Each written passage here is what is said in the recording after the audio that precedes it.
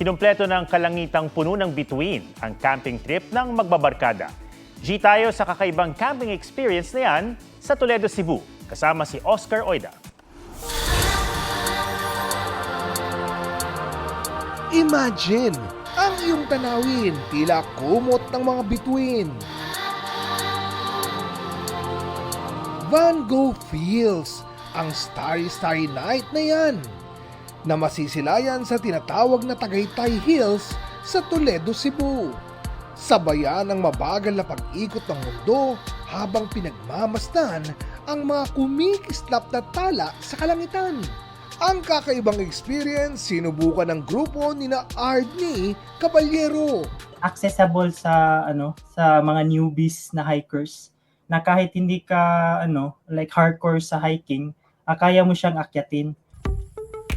Coffee camp lang pala ang una nilang plano. Sa simpleng timpla ng kape, natimpla rin ang pagkakaibigan sa makabuluhang kwentuhan.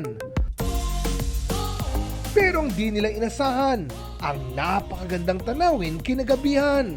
Hindi raw kasi maganda ang panahon kaya di sila umasang sisilip ang mga tala. Nung nagpipitch kami ng tent, muulan.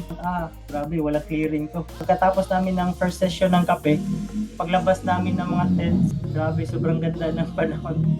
Parang surprise. Kita pa rin ang bakas ng Milky Way Galaxy sa paglalim ng gabi. Parang magical siya pakinggan, pero totoo talaga, pag under the stars kayo nagka-camping, parang solid yung barkadahan nyo.